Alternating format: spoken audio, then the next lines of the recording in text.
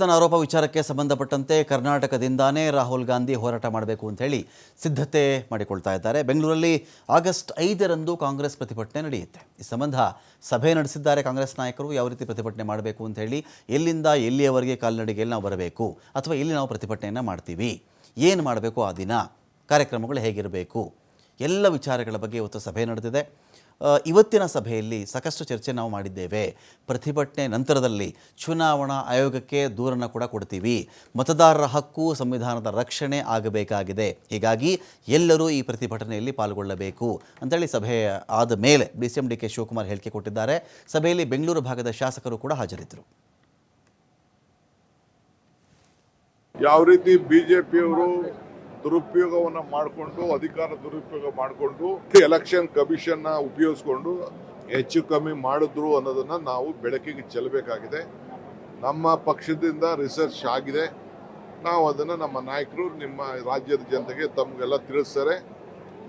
ನಾವು ಎಚ್ಚರಿಕೆಯನ್ನು ವಹಿಸಬೇಕು ಅನ್ನೋ ದೃಷ್ಟಿಯಿಂದ ಏನಾಗಬೇಕು ಆಗಿದೆ. ಬಟ್ ವಿಚಾರವನ್ನು ಗೊತ್ತಾಗಬೇಕಲ್ಲ, ಅದಕ್ಕೆ ಅವ್ರು ಬರ್ತಾ ಇದ್ದಾರೆ. ಒಂದು ಪ್ರಿಲಿಮಿನರಿ ಮೀಟಿಂಗ್ ನಿನ್ನೆ ನಾನು ಮಾಡಿದ್ದೀನಿ. ಇವತ್ತು ನಮ್ಮ ಜನರಲ್ ಸೆಕ್ರೆಟರಿ ಅವರು ಬರ್ತಾ ಇದ್ದಾರೆ, ಸುರ್ಜಿವಾಲ ಅವರು ಬರ್ತಾ ಇದ್ದಾರೆ, ವೇಣುಗೋಪಾಲ್ ಅವರು ಬರ್ತಾ ಇದ್ದಾರೆ. ರ್ಯಾಲಿ ಮಾಡಬೇಕಾ ಸಭೆ ಮಾಡಬೇಕಾ ಅನ್ನೋದು ಒಂದು ಕೋರ್ಟ್ ಡಿಸಿಷನ್ ಇದೆ.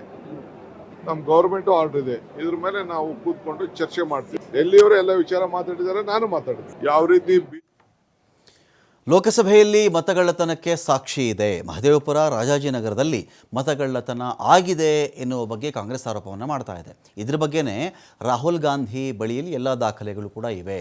ಪ್ರತಿಭಟನೆ ನಂತರ ಚುನಾವಣಾ ಆಯೋಗಕ್ಕೆ ಹೋಗಿ ದಾಖಲೆಗಳ ಸಮೇತ ದೂರನ್ನು ಕೊಡುವ ಬಗ್ಗೆ CM ಸಿದ್ದರಾಮಯ್ಯ ಅವರು ಕೂಡ ಹೇಳಿಕೆಯನ್ನು ಕೊಟ್ಟಿದ್ದಾರೆ.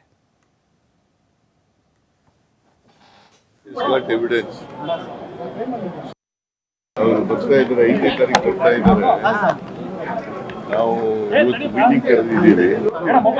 ಯಾವ ತರ ಪ್ರತಿಭಟನೆ ಮಾಡಬೇಕು, ಎಲ್ಲಿ ಸೇರ್ಬೇಕು ಅನ್ನೋದು ತೀರ್ಮಾನ ಮಾಡಿ. Rahul Gandhi has got evidence. Rahul Gandhi has got evidence. So he is coming here to protest and to meet the election commission.